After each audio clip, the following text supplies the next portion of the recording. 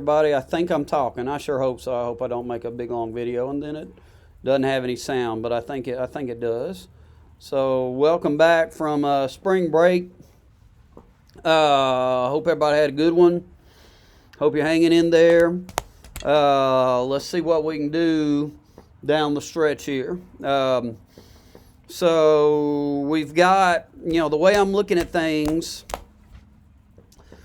down the stretch is we've got several things we got to deal with. We got an AP test that we got to deal with that's coming up the first week in May.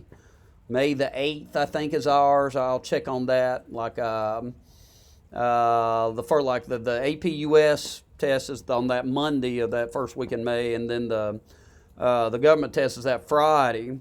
So I've got, professionally, probably my top responsibility is to prepare folks for that AP test, and so those of us who have signed up for it and are taking it, we want to overcome anything standing in our way and give that thing our absolute best effort. And so one thing I'm doing down the stretch is getting folks ready for that. I don't know how many people are taking it. I know that some people are not. So for the folks who are not, you're welcome to kind of go back over the stuff with us, do review activities, but I also think I need alternate assignments. So I'm going to send out probably a couple of articles with the recording, and so you can kind of opt out of watching a video if you want to, and read articles and kind of respond to them. I think that might be a good alternate assignment if you don't, want to deal with test review. Also, Wednesday, I'm going to start. I've already put out a few feelers, but my hope is Wednesday to do some kind of, I think it's called Google Hangout. Now, I got no idea how to do it. So just because I'm saying I want to do it Wednesday, I got to talk to 100 people about it, including some of y'all that are good with tech, and see if we can't set the thing up. I know some teachers have, I think the Zoom is messed up. People like invading Zoom or something. I don't know what happens. But, I'm going to shoot for something that at class time we'd all be looking at each other on Wednesday. Now, I don't know. I've got no idea. What do you think? I'd say the likelihood of success on Wednesday is maybe 33%. So we won't say it's going to happen, but we're going to try. And then if we can't make it happen Wednesday, maybe we could happen Monday, something like that. All right, so that's going to be a goal. All right, so, I'd look over here at Real Clear Politics. Also, I'm just going to be honest with you. Over the break, as I've been, thinking about, all the coronavirus stuff, we're all on a lot of stress. I go to the Real Clear Religion stuff as well. And I don't really think I'm violating the establishment clause there. There's Christian stuff on there. There's Buddhist stuff on there, Muslim stuff, Jewish stuff. And, there's all kinds of stuff on there, for kind of, little, what was there was an old book about the time y'all were born. It's called Chicken Soup for the Soul. So it's all kind of chicken soup for the soul, help us deal with all this stuff. And one alternate to reviewing stuff would be, you tell me about coronavirus and politics. Tell me about coronavirus and your experience. How all this stuff, that we've studied over the course of the year reflects on the experience we're having right now. We're living through a real clear period in history that we're never going to forget, with obvious political implications. It's changing American society. It's changing schools. I've got to make adjustment. Good gracious, all this tech stuff that's necessary. So, if you want to weigh in on that, instead of answering a question that I give, you can do that. All right. So kind of open-ended. Let's make sure we do some assignments. All right. But first things first, and so the first thing I'm going to do is talk about what I'm in the process of learning about the test. And so I'm going to go right here. So here's our base assignment here for anybody who wants to do it, for anybody who doesn't opt out and decide to read politics or reflect on the coronavirus or, whatever you want to do. It's up to you. You need to turn in, Dr. Coombs said, 2 assignments a week. So, it's up to you. But here's the default assignment, I'd say. So these are the cases. These are the cases we got to know for the AP government test that I think is May the 8th, maybe May the 9th, and I'll take a look at that. And there's 15 of them. I think I've already sent them to you. I've already sent you like a video that goes with it. I don't know if you looked at it or not. I looked at a video today, and so I'm putting them in this order here. And so this is what I'd like you to do if, what you want your assignment to do is help you get ready for this test. All right, just very practical stuff. So I've got 3 columns going. All right, and what I do on your paper, use several sheets rather than just one. But column number 1, what you're going to do is you're going to say, right under Marbury versus Madison here, you're going to say, okay, hey, Mackenzie, here's what I remember about it. Here's what I think it says and what's important about it. I wouldn't look at your notes just yet. Just say, here's what you know. All right, and that's so go through all of them and write down everything you know. Bullet point format, not big long paragraph form. And maybe take 15 minutes, something like that. All right, and then the next column, let's see if this works. Yeah, that's going to be me. So maybe I put, oh man. So I got to go up there, down there again. Dr. Mackenzie, you're stupid. Let's go. Okay, so I'm putting Mackenzie right here. So here's what so you're going to pause this thing and write down everything you know about these things on the sheet of paper. All right, and then I'm going to say what I got to say about them. I'm going to tell you what I remember about them, what I kind of think is important about them. Now, why can't I hit? Who knows? All right, and then like the third column over here, that's going to be from the video. So you'll watch the video and see what this guy, one of the gurus out there in YouTube land has to say about them. And so hopefully at the end of 45 minutes or an hour here, you'll feel pretty comfortable with what we got to know for these cases. All right, and then on Wednesday we'll take a look at some other stuff. I'm looking at I'm just kind of looking at it. The essay, the whole thing's 40 minutes long, as I understand it, 45 minutes. So it's kind of interesting, and we're all everybody's got to scramble. I think you know enough stuff right now to do well on it, but we got to think about the format of it. All right, so pause it for a second, write down everything you know. I'll take a breath.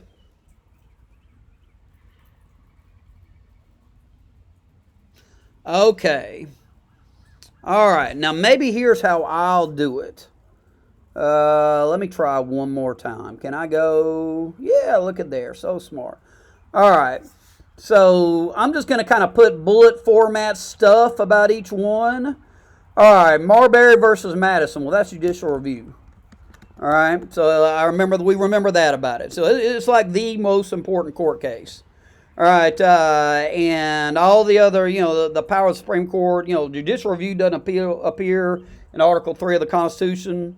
So remember, the facts of it was Marbury wanted the job. Remember, Adams had given him a job. Madison, who's the Secretary of State, won't deliver the commission. That's kind of like the contract where Marbury's going to get the job, so he sues. So I don't know. We'll put no commission. Poor old Marbury. If he just has that sheet of paper in his hand, he's got the commission. Well, he's got the job, and Madison won't give it to him. And so there's a law saying a lot of things. So this law is called it was the first law ever passed by Congress. It's called the Judiciary Act. And there's a lot of things. It created the inferior courts. But one part of the Judiciary Act said that, look at that, I misspelled it. Mackenzie, you're stupid. All right, Judiciary Act. What happens if I do this? Boom, baby. All right, so Judiciary Act, one of them said that the Supreme Court could weigh in on a situation like this, that it could issue a court order. It's called a writ of mandamus. Mandate means to order. a court order that forces Madison to give him the job. All right, and so remember John Marshall's dilemma. If he finds for Madison and Jefferson the president, well, that means the president's got too much power. He can just disobey a law that says he's supposed to give him the job, the Judiciary Act. So that's not good. That throws off separation of powers. If he finds for Marbury, well, the president's going to ignore the court, so that makes the court 2 weeks. So either the executive branch is too strong, the judicial branch is 2 weeks. So what does he do? You know, he pulls a rabbit out of a hat and he says, he creates power for himself by claiming to be weak. He says, I don't have the power to weigh on this because this part of the Judiciary Act is unconstitutional. The part of it that says I get to decide this matter. Unconstitutional. I don't know how to spell that word. All right.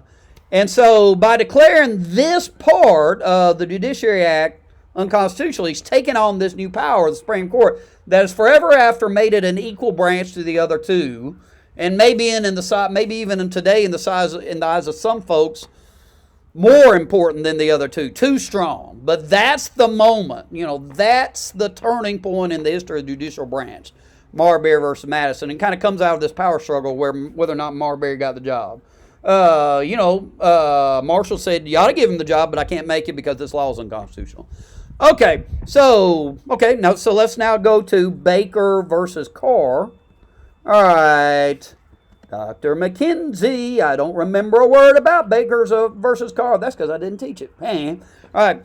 So let's look at what I'm doing here on the left side.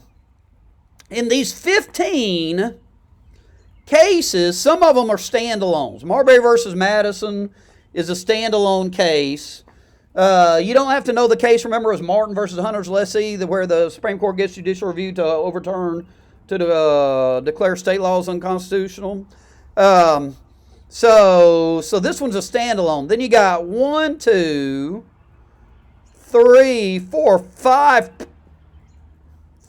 Well, no, 1, 2, 3 pair of cases that kind of go together, and then a trifecta, and then all the rest of them are standalones. You got 5 standalones after that. All right, so here's these two. Okay, and I'm sitting there going, when I looked at it, I kind of looked them up. I kind of had an idea what they were, but I didn't exactly know, and so I looked them up. I watched it on the video, and so I'm going back over here. I'm going to teach them to you right now.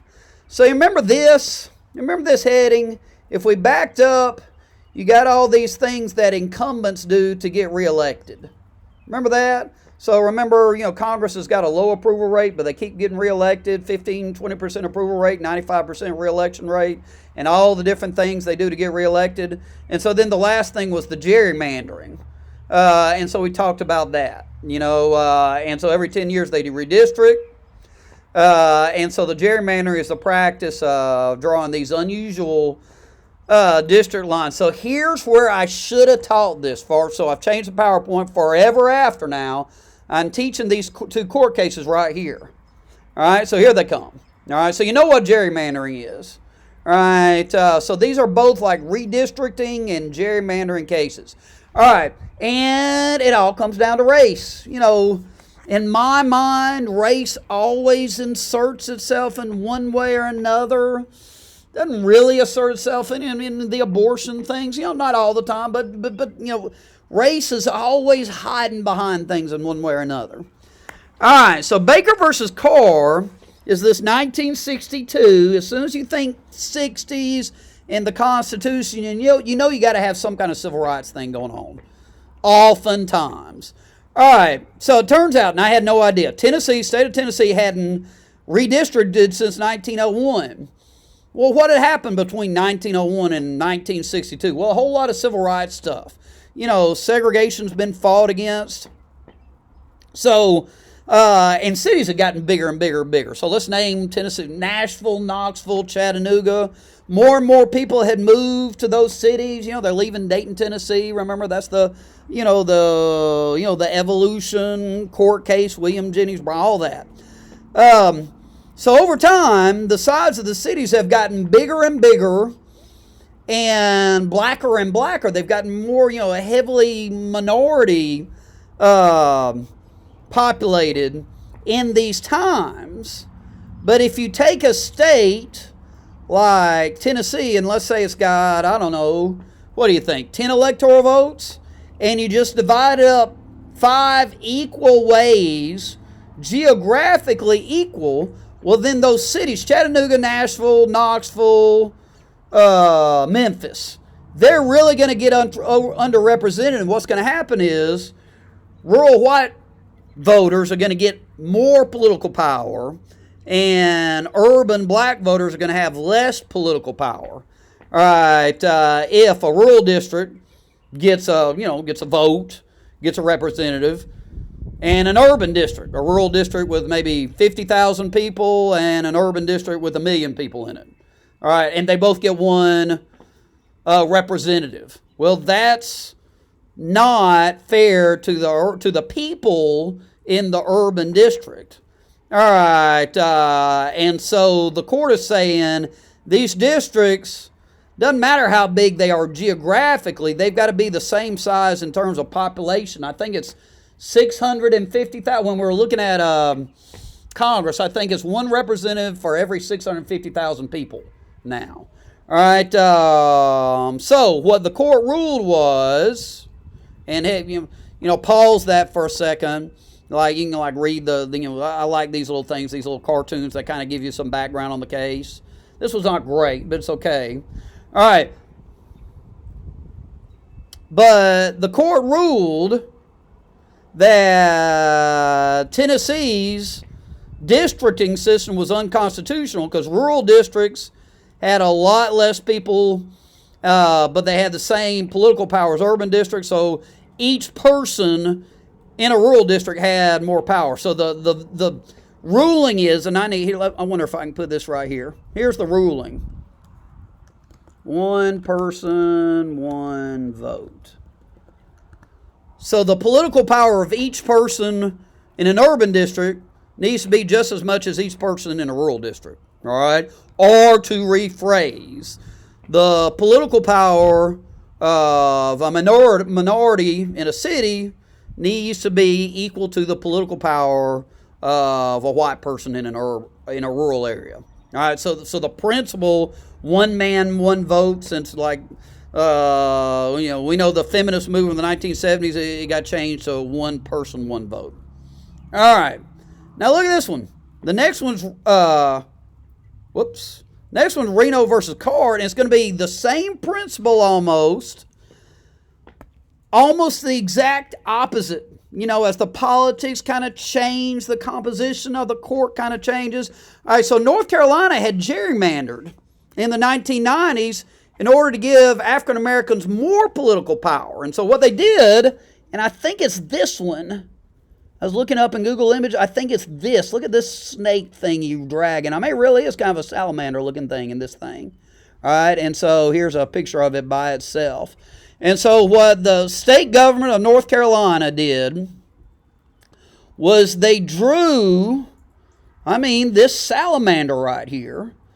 And there were 650,000 people living here, but they drew it in this funky salamander shape so that this district would be majority minority, so that chances are this district in North Carolina would elect an African American representative to Congress. All right, and the purpose was to get an African American elected to Congress.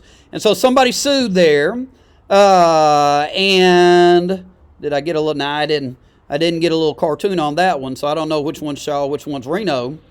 And when I saw Reno, I thought it must be a Nevada case, but it's not. It's a North Carolina case. That's somebody's name. Oh, duh, Janet Reno. Janet Reno's the Attorney General. So Janet Reno's telling somebody named Shaw from North Carolina that this is not going to fly. All right. So the court ruled that race could be a factor, and this is what the court always seems to rule, whether it's not. It's, remember, affirmative action. Colleges can use race as a factor, but it can't be the only factor. It can't be quotas. Whether it's busing, race can be a consideration in a busing plan, but it can't be, a busing plan can't be drawn up purely for the purposes of integration. And now here, when you're drawing these when you're gerrymandering, which is allowed. You know, the requirements on a district, it's got to be everything's connected, and it's got to have the same number. One person, one vote, coming out of Baker versus Carr. All right, so you can use race, but it can't be the only factor in redistricting. And so this district got thrown out. All right, so there's those two. So there's a pair. It's a pair having to do with like redistricting and gerrymandering. In this case, the Supreme Court saying that African Americans are being cheated by whites in Tennessee. And in this case, Shaw versus Reno is saying the opposite, that African American politicians are not doing, are using race as too much of a factor. All right, so they're almost opposites when it comes to like gerrymandering and redistricting. So, but that's interesting, isn't it? Interesting stuff. Okay. All right, next two, these are federalism cases. All right, so McCulloch versus Maryland. So when you compare what I said to what you said to what the guy on the film says, be on the lookout for like constitutional words. So McCulloch versus Maryland. Maryland can't tax the bank. All right, can't tax the Bank of the U.S.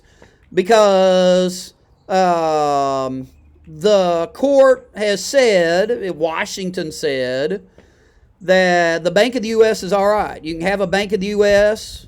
Washington said the first Bank of the U.S. was all right. Now the court's saying the second Bank of the U.S. is okay. It's based on the Elastic Clause. The national government has an implied power to create a national bank. It's good for regulating commerce. It's good for the economy, that sort of thing.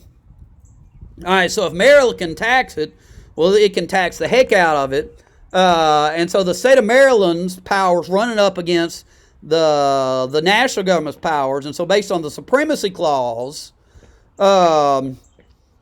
it's basically the U.S. versus Maryland. The U.S. wins. So this is a federalism case, kind of the original federalism case.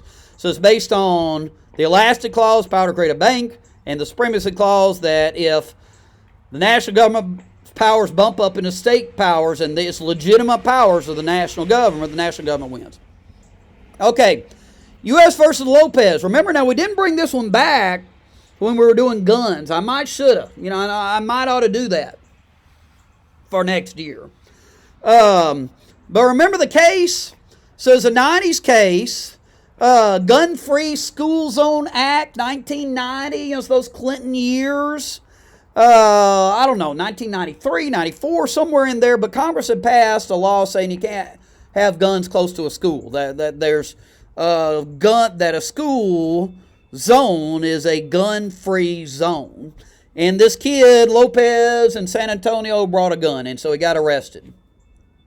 And so his lawyer said, well, the law that he's getting arrested under, this federal law, national law, is unconstitutional.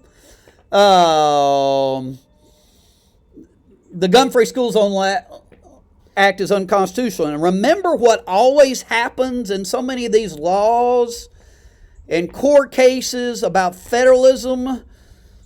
Maybe it's the New Deal, maybe it's civil rights, maybe it's Obamacare, whatever's in question, whether it's medicine or, the bottle of ketchup in the Heart of Atlanta motel, it's always interstate commerce.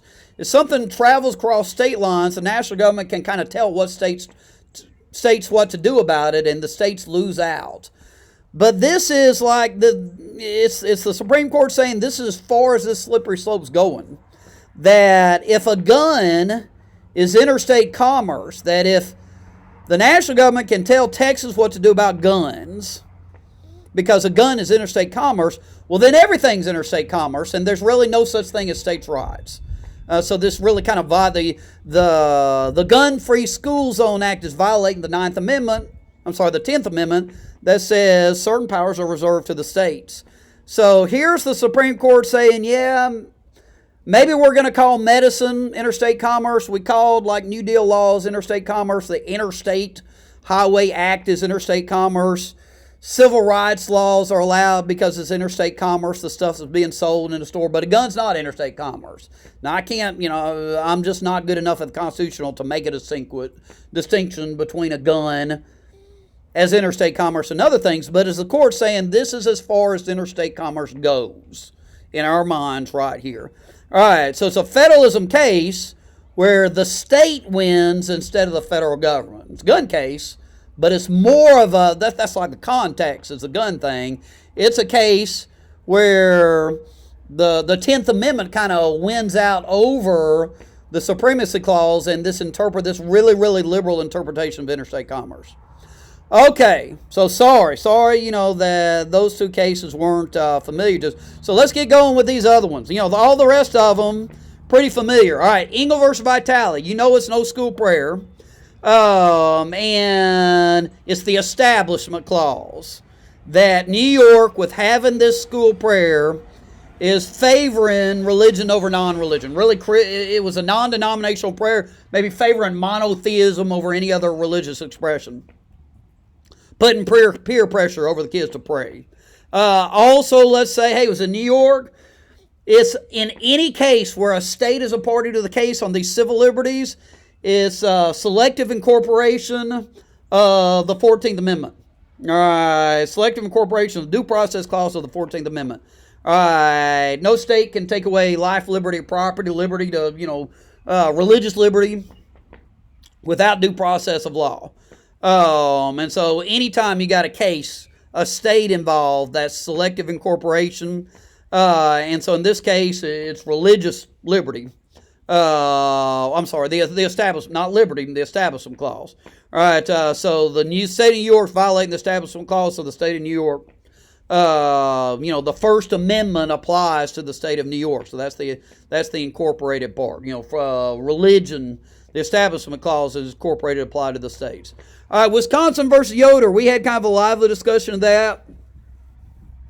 I'm still not convinced. I think you got a slippery slope. I think if you I think this is a fun case because I'm a big fan of Amish. I think they're inspirational. I also I think it violates the Establishment Clause in the name of the Free Exercise Clause to let them drop out after the 8th grade, but the constitutional principles, the Free Exercise Clause. Remember, they were like, the court ruled they were an endangered religion, that if there's less Amish at the end of 4 years, then that's violating their free exercise in the way it doesn't violate Catholic, Baptist, Methodist, Buddhist, whatever. So I kind of disagree with the ruling, even though I'm very sympathetic to kind of the opinions that the spirit of the ruling. I'm going judicial restraint here. I'm going originalism on this one. Okay, the next three, these are free expression cases. So Tinker versus Des Moines. So that's freedom of speech, symbolic speech. All right, it's a free speech case. The Tinkers were 1960 something or another. The film's got the exact year on it. They're wearing an armband.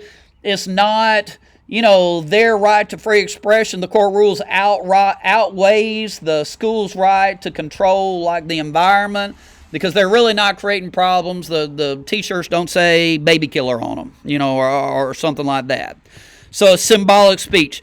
New York Times versus U.S. You may be going, I'm not sure about that one, and I need to change the name on the slide.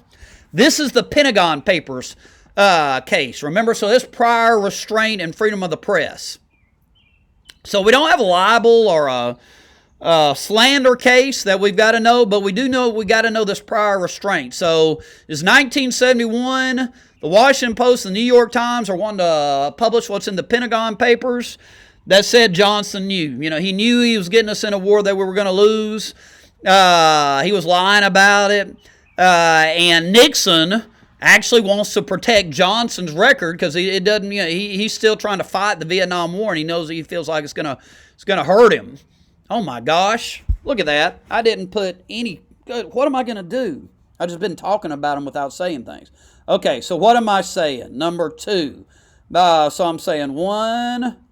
Let's uncapitalize it. Person, 1 vote.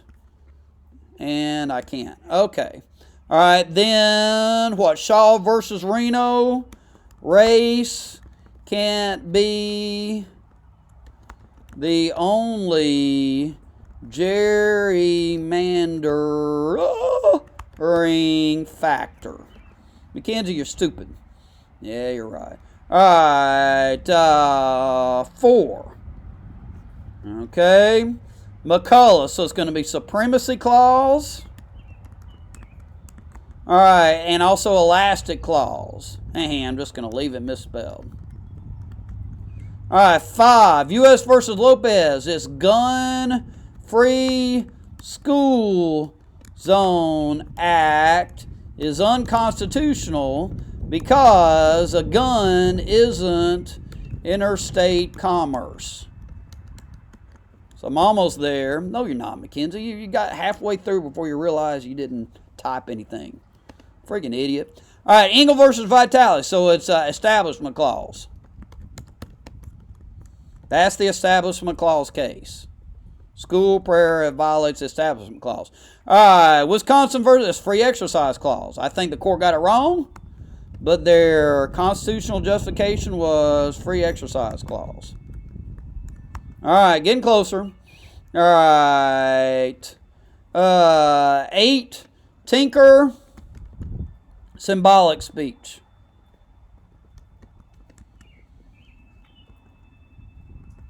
And hey, it's incorporation. Let's forget that. Incorporation to the states. Symbolic speech is incorporated. I mean, free speech had been incorporated in the states in 1925, but it's an incorporation case. All right, New York Times versus U.S. That's the Pentagon Papers. All right, so we're caught up. Papers, prior, restraint. Okay. Number 10, Shank. That's clear and present danger. It is not the current test for free speech. Brandenburg, imminent lawless action is. And, the background of it, Shank was trying to get people to dodge the draft. And I found out from watching the film, he got arrested for violating the Espionage Act. Remember that one from last year? Wilson said anybody who's against the draft is against the war as a spy. And so he's saying that's violating free speech, but they're saying no, the Espionage Act is legitimate as a kind of a war emergency powers measure. And what he's doing is clear and present danger. And so clear and present danger is not free speech. All right, so then we got Gideon. All right, Gideon is getting out of the First Amendment, so we're going to go down here with it.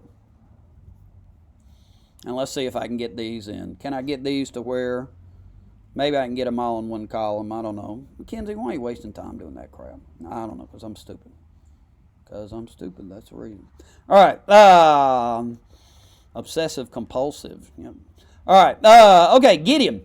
So that's the lawyer one. So it's the Sixth Amendment. Right to counsel. So speedy trial, the right to confront witnesses, right to counsel. Remember, somebody robbed the jukebox. Turned out it wasn't him. It was a witness against him, but he couldn't afford a lawyer. So it's just saying that the Sixth Amendment applies to, I can't remember what, it says on the video what state it was in, but it applies to the states. It's incorporated to the states.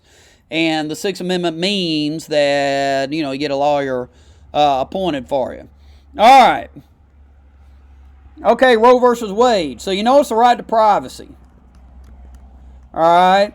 What amendments? Third, implied by the Third Amendment. That's privacy. Quartering. Implied by the Fourth Amendment. That's privacy. No search and seizure. Implied by the Ninth Amendment. Power of the people. And incorporated by the 14th Amendment. So, it was state of Texas couldn't outlaw abortion. According to the film, outlawed abortion unless the woman's life was in danger. Okay, so that's the constitutional basis.